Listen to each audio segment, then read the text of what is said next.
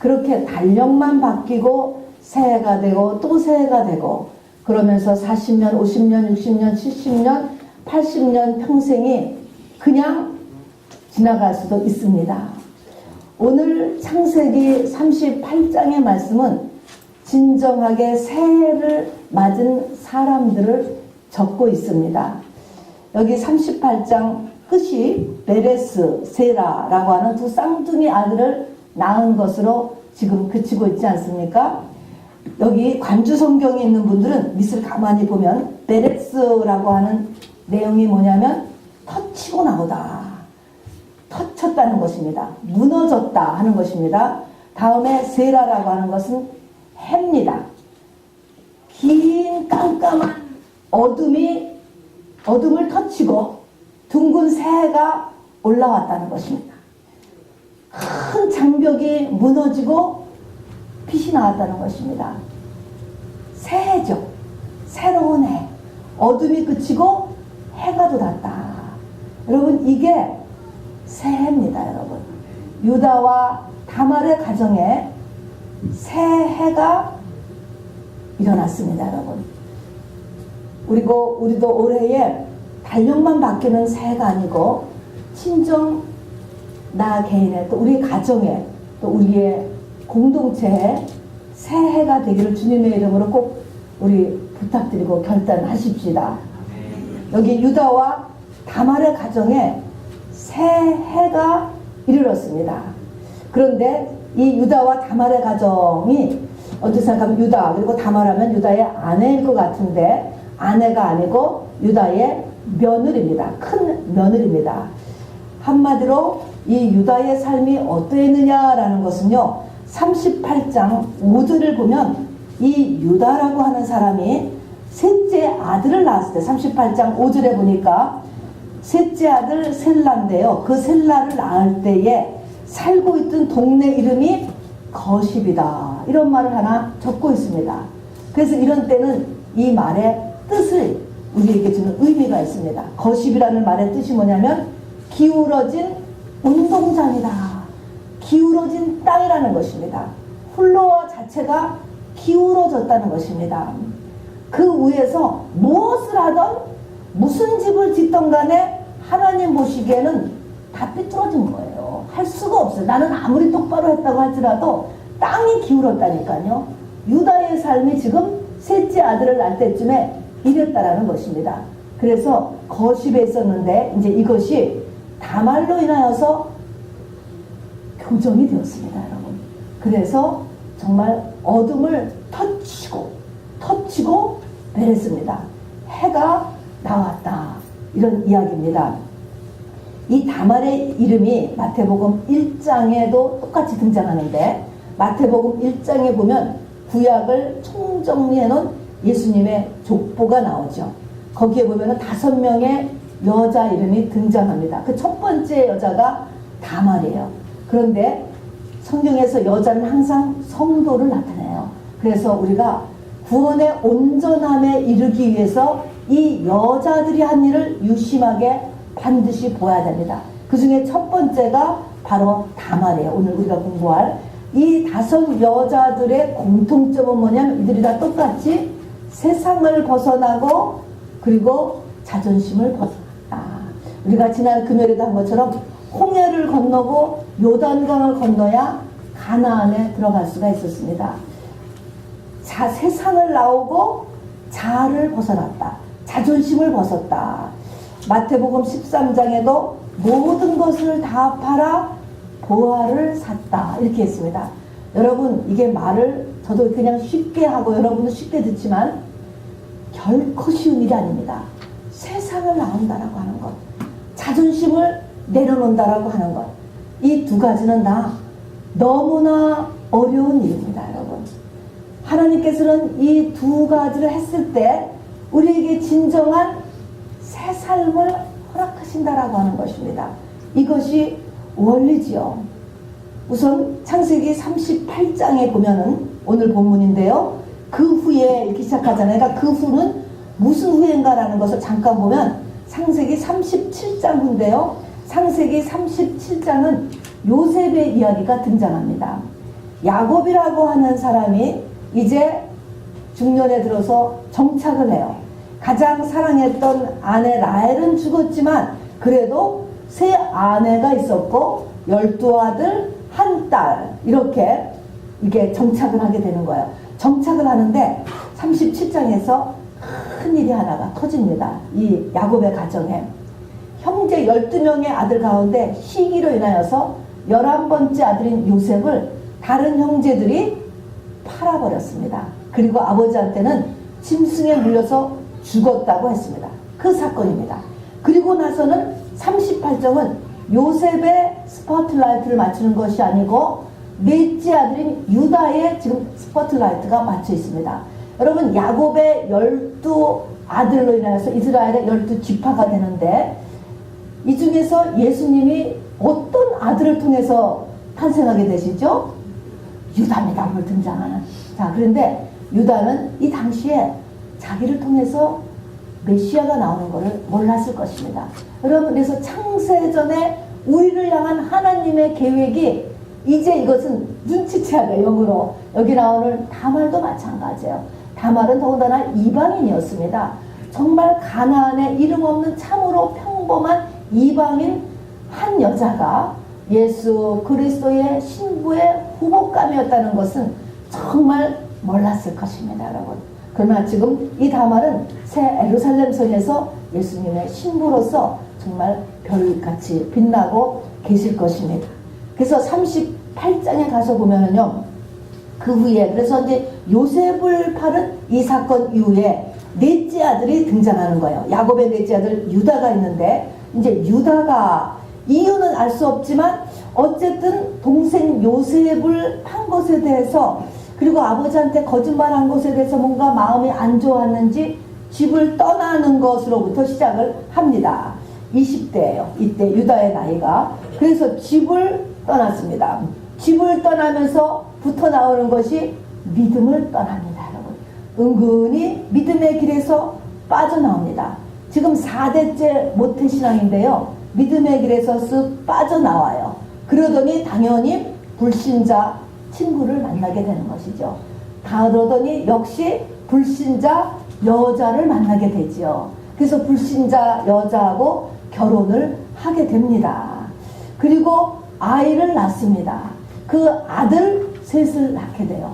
그리고 장성하여서 큰 아들이 결혼을 했습니다. 시간이 얼마쯤 걸렸을까요? 집을 떠난 데서부터 가서 결혼을 하고 애를 셋을 낳고 그 난 애 중에 큰 애가, 큰 아들이 다시 또 결혼을 할 나이, 그러니까 30년 정도는 지나지 않았겠습니까?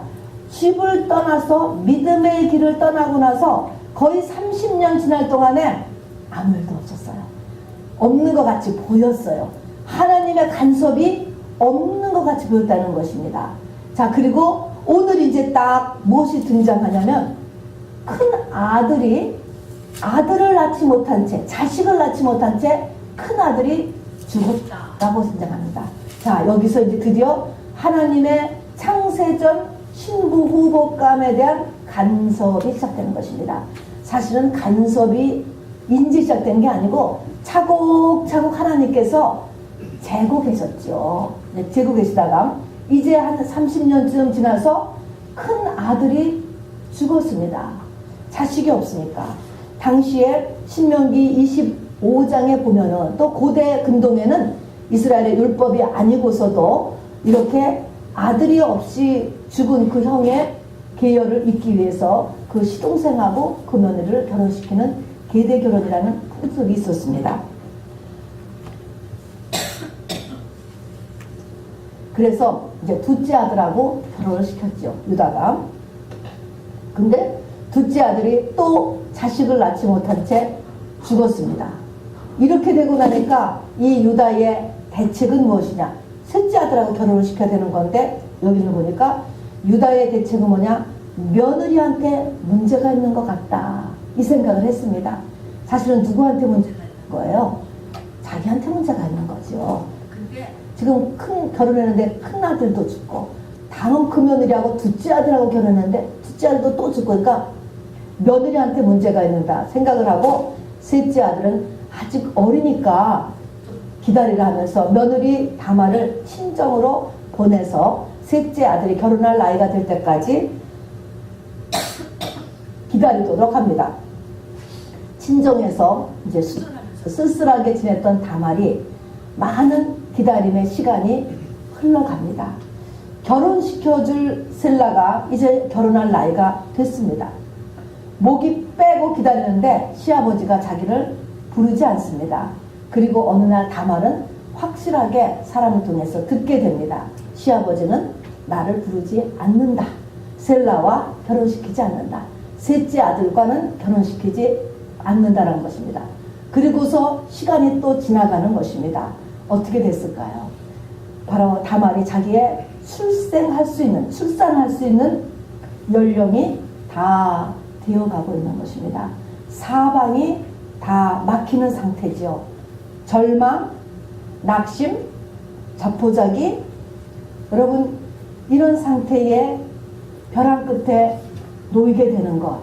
여러분, 이것이 사실은 시온의 딸들의 한 모습입니다. 예수님의 신부 후보생들이 거쳐가는 한 모습이 됩니다.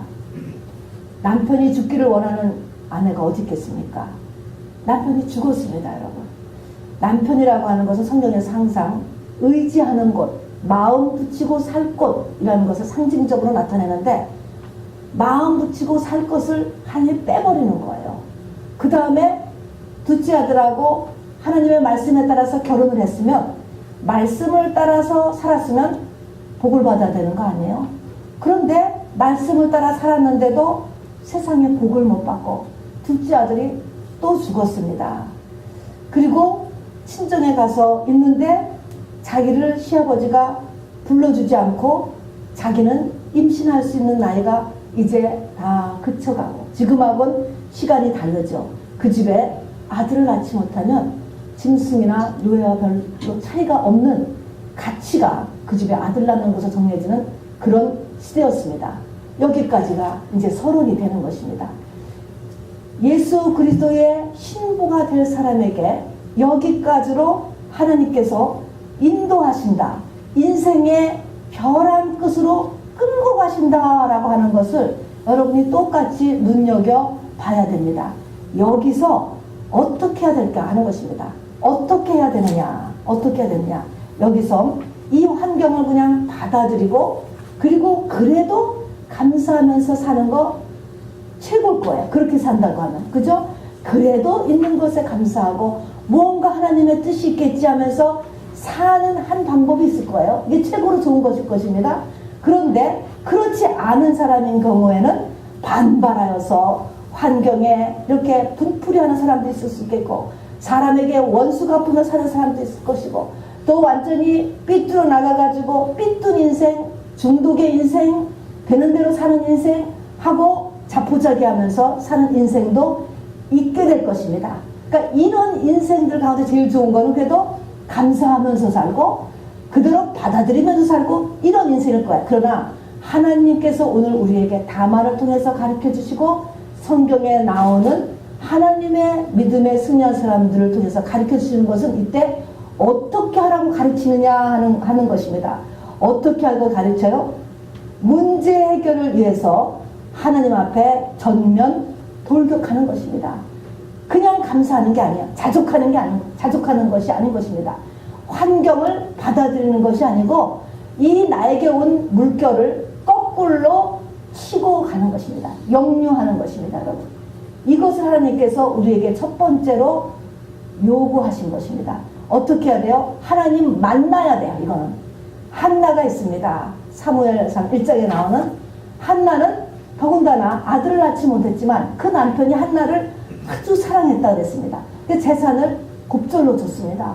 어찌 생각하면 야 그것만도 감사하지 않아? 남편이 그래도 너를 그렇게 사랑하는데 또 너는 이렇게 넉넉한 재물이 있지 않니? 살 수 있었을 거예요. 한나는 그걸로 만족이 되지 않았습니다. 그게 아니다. 그래서 미친 여자같이 하나님 앞에 나갔던 것입니다. 이런 자세를 하나님께서 요구하시는 거예요. 그래서 한나가 뭡니까? 아들을 낳았잖아요. 낳았을 뿐입니까? 그 난 아들을 하나님께 올려서 사사세를 마무리하는 시대의 종을 만들었을 뿐 아니라 그 뒤에 아들 셋, 딸 둘을 더 주어서 참으로 정말 영혼이 잘 되고 범사가 잘 되고 강건한 삶을 살았습니다. 여기도 마찬가지인 것입니다. 하나님께서 어떤 사람에게 이렇게 하나님을 만나도록, 정면으로 만나도록 부르는 사람이 있다는 것입니다. 언제 불러요? 인생의 벼랑 끝에 섰을 때 부르는 것입니다, 여러분. 그래서 이 벼랑 끝에 갈 때까지도 여러분 우리가 주의하지만 내가 이 벼랑 끝에 섰을 때 이것을 하나님 앞에 가서 완전하게 해결하겠다는 것입니다. 하나님은 전능하신 분 아닙니까? 그래서 하나님 앞에 나가는 것입니다. 우리가 알다시피요, 이 다말은 기울어진 운동장 같았던 유다의 가문을 구했습니다. 유다를 구했습니다. 뿐만 아니라 이 다말은 개인적으로 영원한 새 예루살렘 성에 들어가는 예수님의 신부가 되었습니다. 또 이 땅에서도 룻기 4장 12절에 보면요, 그 이후로 이스라엘 사람들은 결혼하는 사람들에게 항상 이렇게 축복을 했다고 합니다. 다말과 같이 집안을 세워주는 축복의 여자가 되라라는 축복의 문구를 만들어낸 게 다말이에요. 이 다말과 같은 여자가 되라라고 이렇게 여자한테, 결혼하는 여자한테 축복을 해줬다는 것입니다. 그리고 그 다음에는 베레스의 어머니로서 아주 존귀하게 살았습니다. 그 후손에서 다윗이 나왔고 그 후손에서 메시아가 탄생했던 것입니다, 여러분. 자, 그래서 이렇게 하나님 앞에 정면, 하나님 앞에 정면으로 나서길 하나님께서 원하신다는 것이죠. 여러분도 저도 다말과 같이 정말 영생을 얻고 이웃에게 진정한 세를 맡게 하는 그런 사람, 그런 한 해가 되기를 여러분 축복합니다. 아멘이십니까? 그렇게 되기를 원하세요? 안 원하세요? 아멘이시죠? 아멘. 그렇죠. 그러니까 아멘 해주셔야지. 그런데 이렇게 아멘, 지금 성경이 이렇게 하라고 우리에게 지금 말씀하시는 거예요. 이렇게 하라고 말씀하시는데, 여러분 이렇게 하기를 원한다면 첫 번째 할 게 뭔지 아세요? 여러분 마음을 아주 강하게 먹어야 됩니다. 보통 사람은 절대로 이 일을 못해요. 지금 다말이 어떻게 했는가라는 걸 우리가 읽지 않았습니까? 이걸 보면서 야, 이래도 좋고 저래도 좋은 사람 절대 못하는 것입니다. 저는 우리 한민족은 이런 걸 할 수 있을 것 같아요. 우리 한국민족. 또 여러분들은 할 수 있을 것 같아요. 전부 다. 그냥 세상적으로 말하면 극성 맞은 사람, 또 과거에 전부 한 몫을 했던 사람, 이런 사람이 이 일을 할 수 있는 거예요. 그야말로 물에 술 탄 듯, 뭐 술에 물 탄 듯, 여러분 절대로 물결 흐르는 대로 그냥 가는 사람, 이런 사람은 절대로 이 일을 하지 못한다는 것을 먼저 마음에 결단하시기 바랍니다. 이거는 보통만 먹어서는 되지 않는 일이다 하는 것입니다. 봐요. 이제 이 다말이 해야 될 일은 하나님께 간구하면서 나타나는 것은 이 집안의 아들을 낳아놔야 되는 것입니다.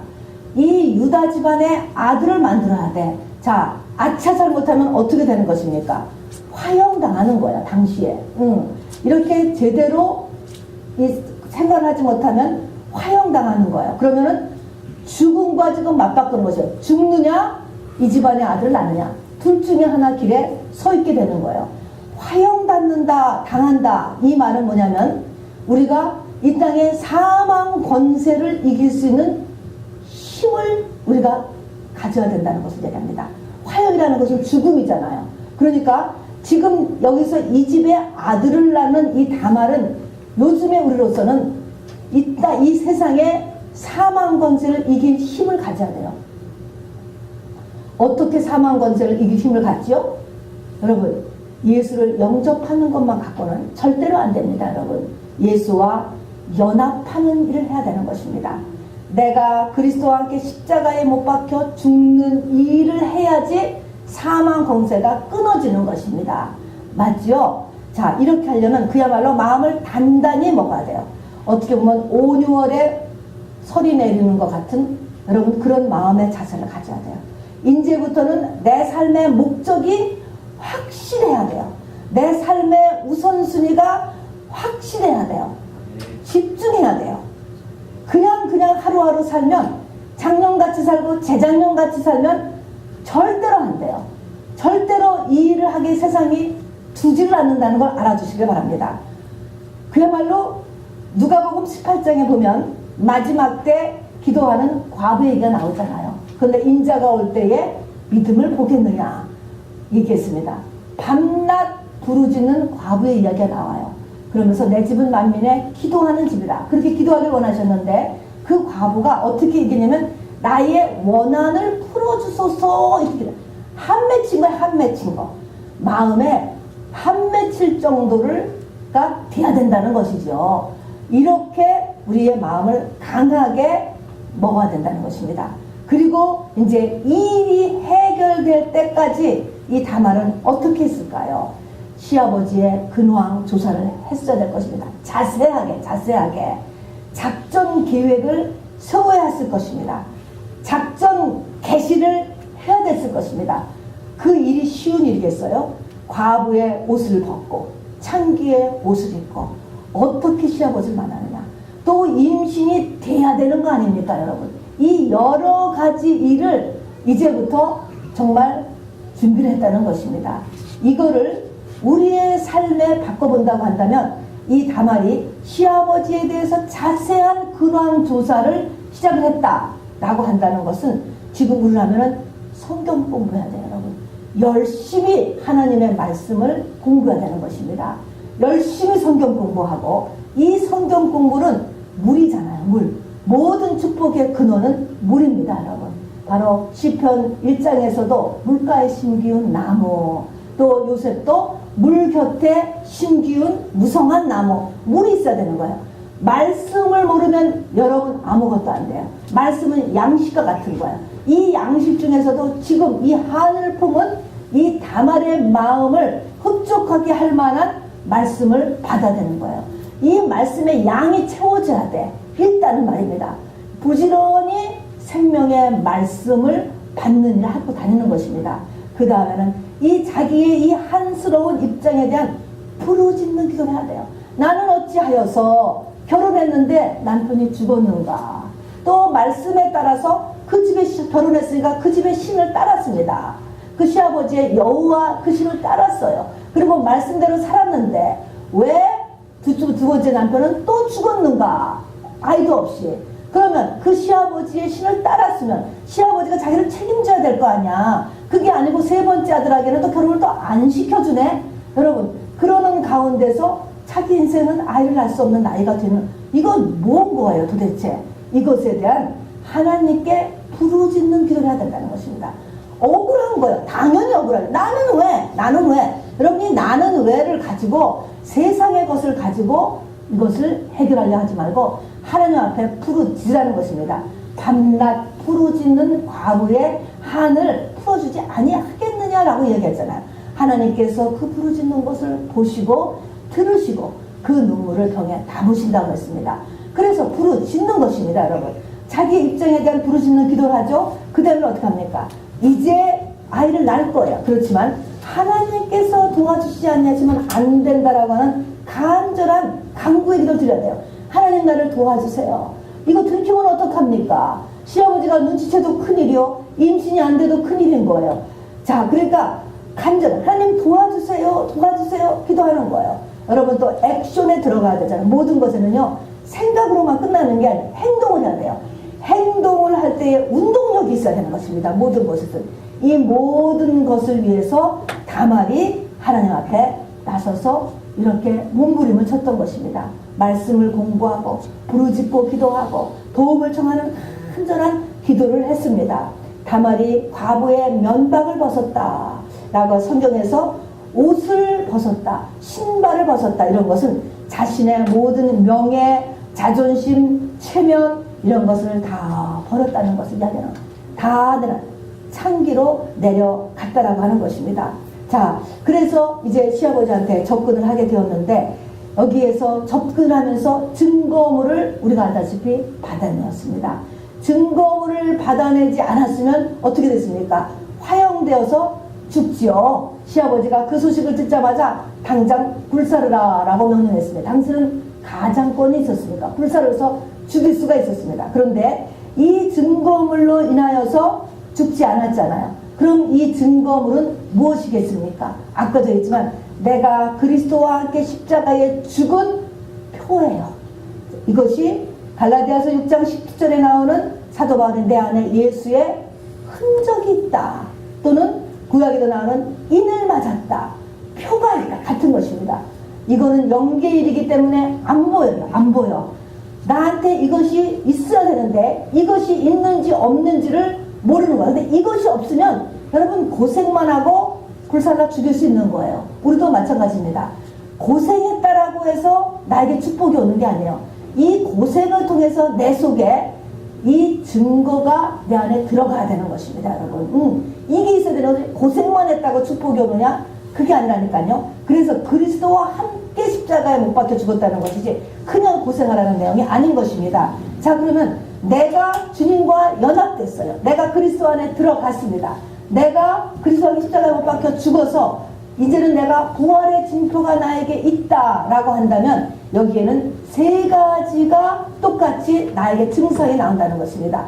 이것이 뭐냐면 유다를 통해서 이 다말이 무엇을 뺏어놨냐면 도장과 끈과 지팡이를 받아놨습니다, 여러분.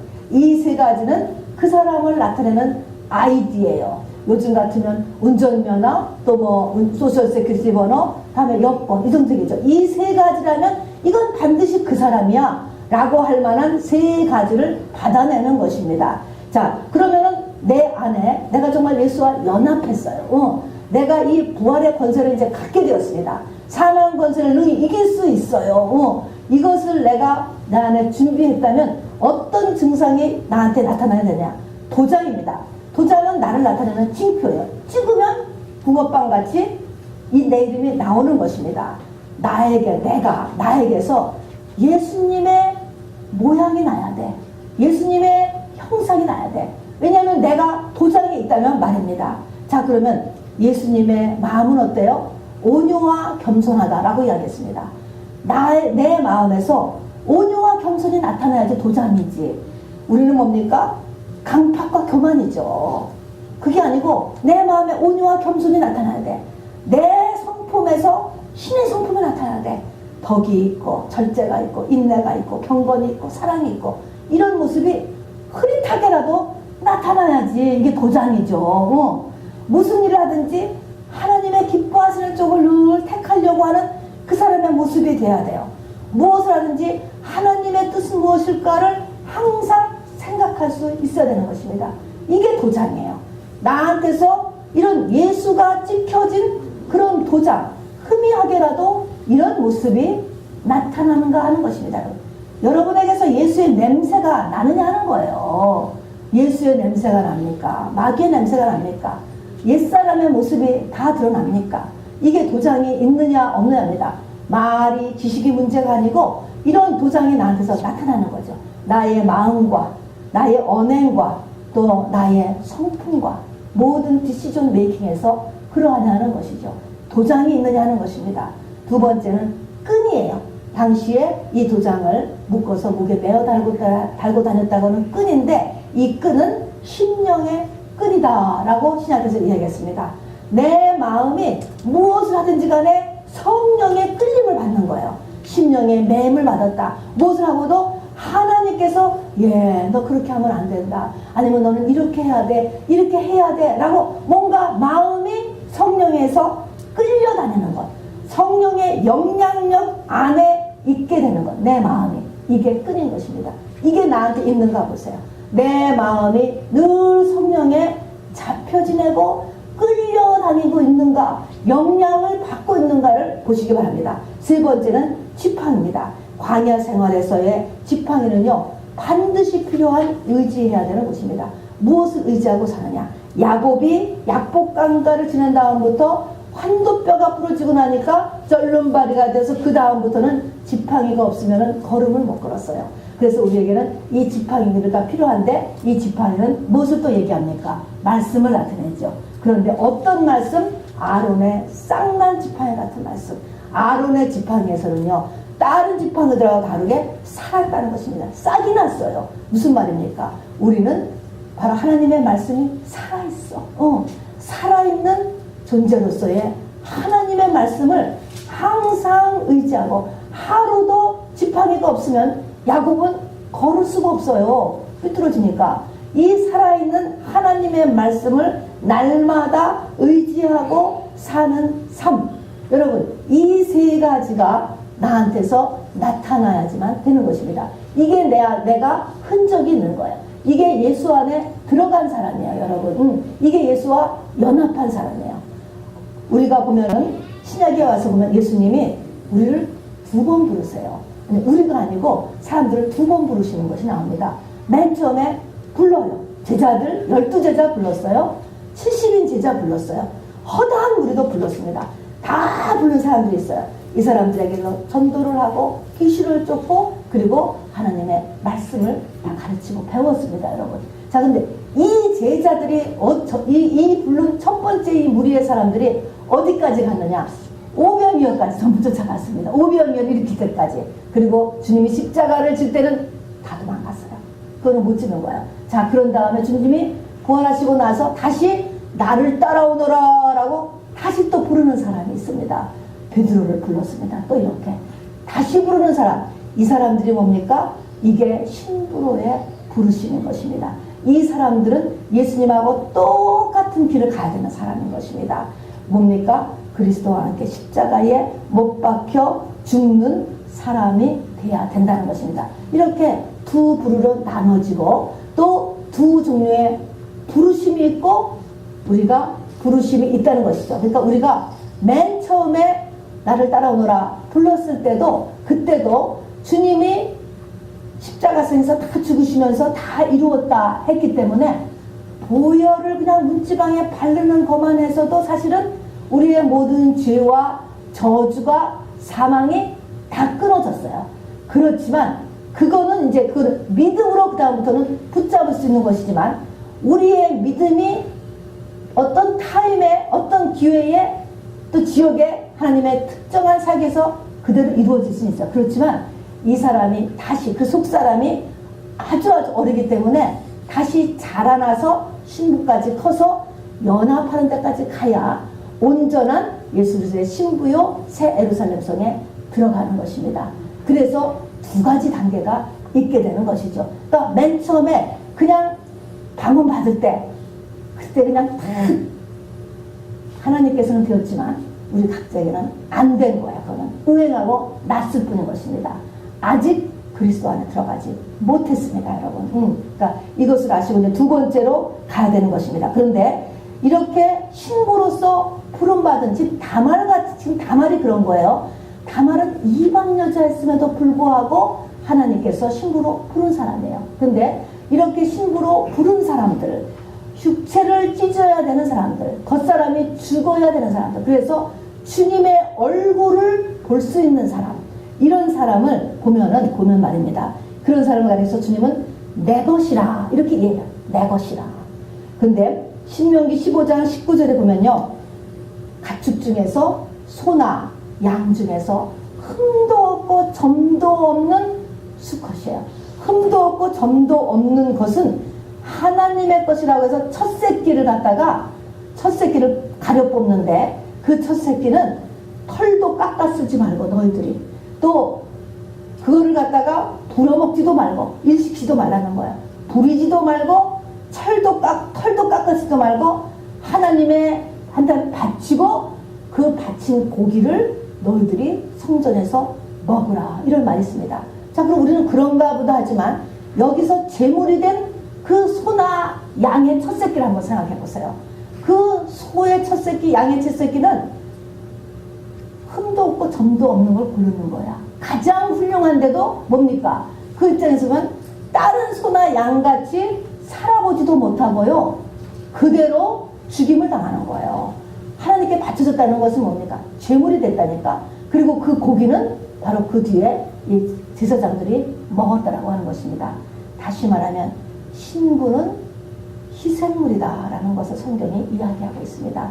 어느 기간까지 완전한 희생물의 역할을 하게 된다는 것이죠. 참 비밀입니다. 그런데 어쨌든 여러분, 여기서 이 유다의 모습을 한번 잠깐 볼까요? 이 유다는 어쨌든 믿음의 사대인데 이 유다가 우리의 모습이에요. 저의 모습이에요. 하나님의 말씀을 대단히 지키죠. 지키는데 율법이 형수와 결혼시켜야 된다라고 했는데 셋째 아들하고는 결혼 못 시키겠어. 왜냐하면 셋째 아들도 죽을까봐 둘째 아들하고만 시키는데 이게 뭡니까? 성경 말씀 가운데 내가 하고 싶은 것만 지키는 거야. 이게 다 우리의 모습 아닙니까? 내가 생각해서 이거는 안 돼. 나는 믿음이 아직 거기까지야. 이렇게 다 우리가 합리화를 하죠.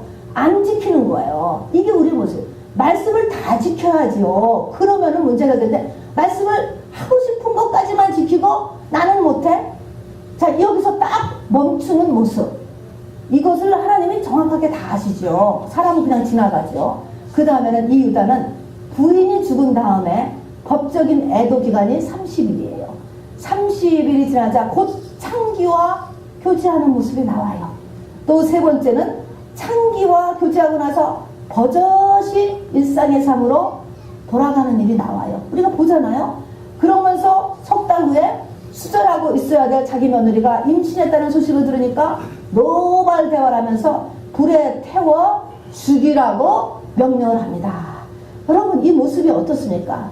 이게 우리의 모습이에요, 여러분.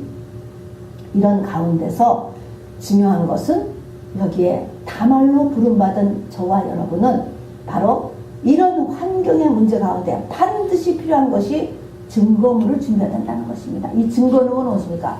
내 안에 예수의 흔적을 가져야 된다는 거예요. 이 세상의 모든 사망 권세를 이길 예수의 흔적을 가져야 이 문제를 풀게 되는 것입니다. 이 시부인 유다는 이런 거예요. 율법은, 그리고 세상 사람들은 다 여기까지가 되는 것입니다. 자, 그래서 이 증거물이 필수잖아요. 그래서 여기 보면 다말이 보소서라는 말 계속 나와요. 나한테 이 증거물이 있다는 거죠. 여러분들, 저도 이 증거물이 확실하게 있어야 됩니다. 도장과 끈과 그리고 지팡이가 나한테서 나타나야 내가 예수 안에 들어간 사람이에요. 그래야지만 사망 권세를 내가 이길 수가 있게 되는 것입니다. 자, 그런데 그래서 증거물을 딱 보였습니다. 자, 근데 다말만큼 언제부터 이제 다말은 예수의 신부가 되었습니다. 신부가 된 상태인 것입니다. 그런데 이 다말만큼 또 중요한 한 사람이 있습니다. 이 다말만 갖고 이 집안에 새해가 오지 않아요. 이 다말이 그렇게 이야기를 했지만, 이제 다말을 했지만, 이 다말은 창기가 됐잖아요. 근친상간을 했잖아요. 완전 죄인이에요. 이거는 죄인이 된 예수님을 사실 모형하고 있어요. 이게 예수님을 모형하는 거예요. 예수님인 거예요. 그런데 예수님이 이 땅에 오신 것만 갖고로 우리의 문제가 해결되지 않아요. 그것을 이제 받는 유다가 너무너무 훌륭한 거예요. 이것을 했을 때 유다가 증거물을 아무리 다말이 내놨다 할지라도 유다가 그것을 부인하면 그만인 거예요. 유다는 당시 가장권을 갖고 있었습니다. 며느리를 얼마든지 활용시킬 수 있어요. 내가 그런 일이 없다고 잡아떼면 그만인 거예요. 잡아떼면. 그렇다라고 해서 또 그러면 우리 그 집안에 대가 끊길까봐 그렇지 않아요. 당시의 남자는 얼마든지 또 결혼할 수도 있었고 또 셋째 아들 셀라가 남아있었기 때문에 대가 끊겨서 그런 게 아니에요. 이거는 하나님의 은혜이기도 하고 유다의 너무나 훌륭한 점인 것입니다. 그것이 뭡니까?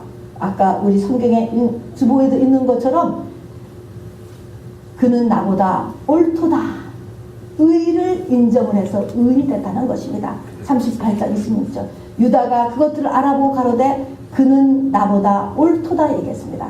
자기의 죄를 인정했다는 것입니다. 이 유다가. 이것이 너무너무나 중요한 것입니다. 그 증거물을 딱 보는 순간 유다는 자기만 알아요. 세상 사람들은 자기도 모를 수도 있어. 세상 사람들은 다 모르고 영계만 알지, 영계만 아는 7가지가 싹 지나갔을 것 같아요. 그 다말이 내놓은 그 끈과 도장과 그 지팡이를 딱 보면서 그 수십 년이 지나갔을 것 같아요. 동생 요셉을 팔고 아버지 앞에 거짓말했던 일, 그거 싫어서 그냥 안 보면 낫겠지. 집을 떠났잖아요. 아버지한테서 독립하는 것까지는 좋은데 그 다음에 이제 믿음도 떠났어. 그 다음에는 원래 죄를 지면 믿음에서 멀어져 가는 것입니다. 믿음에서 떠난 일, 그 다음에 불신 세계로 완전히 들어가 버린 거, 그 다음에는 역시 불신 여자와 결혼한 거, 그 다음에는 며느리를 대대 결혼을 시켜야 되는데 셋째 아들까지는 안 시켰어. 그래도 하나님 믿는 거 같이 했지만 안 시켜. 싫은 건 안 하는 거예요. 아내가 죽자 30일 만에 창녀를 찾아가고 또 일상으로 버젓이 돌아갔잖아요. 가서 보니까 에나임 문에 있었다 그랬습니다. 이때에 양털 깎는 일하는 것은 당시에 그 지역의 지방 축제였어요. 문화 축제, 민속 축제 같은 것입니다. 민속 제전 같은 것인데 이 바알과 아스다솥을 섬겨서 풍요의 신을 이렇게 올리는 축제입니다. 에나의 문이라는 것이 이방 신전의 문이에요. 예수 믿는 사람이 이렇게 토속 신앙의 파티에 참가하는 거야. 같이 어울리는 거예요. 어울리게 됐어 이제. 어울리는데 이 축제는 양털 깎는 민속 제전은 아주 그날 당연히 전부 다 술을 먹었대요. 당연히 이 유다도 술을 아주 흠뻑 취했을 것입니다. 더 며느리를 못 알아봤지. 취했어요. 뿐만입니까? 여기에 문헌에 보면은 이 기간 동안에는 그 장소가 전부 다 퇴폐업소가 넘치는 기간이래요. 그러니까 그냥 자연스럽게 또 창기를 만나게 된 거예요. 이런 일들이 유다의 머릿속에 쫙 다 지나가면서 내가 잘못했다라는 말이 나온 거예요. 그는 나보다 옳다라는 것은 자기의 죄를 인정하고 회개했다는 것입니다. 그 후에 이제 아들을 낳고 그 집에서 베레스의 어머니로서 이 유다가 살게 되었을 때, 유다의 며느리가 살게 되었을 때 온 동네에 망신살이 유다에게는 뻗쳤을 거야. 뭐예요? 그런데 뭡니까? 오케이라는 거지. 망신살 뻗치고 정말 체면이 다 망가지고 했지만 자존심 다 내려놓은 것입니다. 그래서 이 유다가 여러분 훌륭한 것입니다. 여러분 어떻게 결론을 냈습니다. 우리에게 어떻게 해야 진정한 새해가 옵니까? 내가 이거를 십자가에 부으라고 하는 것입니다. 십자가에 더 그리스도와 함께 내 겉사람이 죽는 것, 그래서 예수 안에 들어가는 것, 그러면 겉사람이 완전히 죽잖아요. 이것으로 인해서 이것을 예수의 신부가 되었다라고 이야기하는 것입니다. 이렇게 십자가의 도를 통과하는 일과 그 다음에는 그런 사람과 함께 회개를 여러분이 할 수 있어야 이 일이 해결이 되는 것입니다. 다말은 이방인이었어요. 아무 특별한 일이 없는 평범한 여자였지만 예수 그리스도의 신부 후보감이었고요. 그녀의 선교지는 어디였을까요? 그녀의 사역지는 어디였을까요? 유다 집안이었습니다. 여러분. 이 유다 집안은 메시아가 올 가문이잖아요. 근데 유다가 그거를 깨치지 못하고 또 사단은 절대로 고만두지 않는 것입니다. 아니까 이런 것들을. 그래서 이 유다가 이렇게 점점점 멀리 떠내려가서 셋째 아들을 할 때는 완전히 기울어진 운동장을 만들어버렸다니까. 회복 불가능인 거예요, 이 집안이. 이랬을 때 이 다말이 이 일에 동원된 것입니다. 그래서 이 다말은 기울어진 운동장이 된 유다 집안을 구해냈습니다. 여러분이 유다같이 믿음의 4대 가정에 있든 다말같이 이제 처음 예수를 믿던 여러분 상관없어요. 하나님 앞에 누가 들어가느냐. 나중된 자가 먼저 되고 먼저 된 자로 나중된 자도 많다라고 했습니다. 나중된 자가 먼저 된 것이 이제는 누가 그리스도 안에 먼저 들어가냐는 것이죠. 며느리 다말은 유다의 기울어진 집안에 파송된 하나님의 사명자지요. 그렇지만 그녀는 자기의 사명을 마치는 것하고 동시에 자기의 구원의 완성을 이뤘잖아요. 구원의 완성. 이것은 항상 맞물려 있어요. 여러분의 사명과 나 개인의 구원의 완성은 맞물려 있다. 동게 같이 일어나는 것입니다. 같이 일어나게 되어 있습니다. 우리가 언뜻 이 다말의 이야기를 들으면 근친상간을 그래 잘했다고 하는 거냐? 이런 말을 해요, 사람들이. 그렇습니다. 윤리라고 하는 것은 인간 사회의 최고의 가치예요, 여러분. 최고의 가치, 윤리, 최고의 가치입니다. 그런데 해 아래 모든 것을 누가 잡고 있는지 아세요? 마귀가 잡고 있는 거예요. 해 아래 모든 것을. 그러면 해 위의 것에 도달하기 위해서는 해 아래 모든 것을 넘어가야 돼요, 여러분. 이거는 모든 사람에게 해당되지는 않아요. 해 위로 넘어가야 되는 사람이 있는 거예요. 이 사람은 해 아래 모든 것을 넘어가야 돼. 히브리서 12장 27절에 보면 진동치 않을 것을 얻기 위해서 진동할 이 땅의 모든 것을 다 진동시킨다, 이런 말씀이 있습니다. 진동치 않을 것은 뭡니까? 영혼이에요. 내 영혼. 이것을, 내 속사람이에요.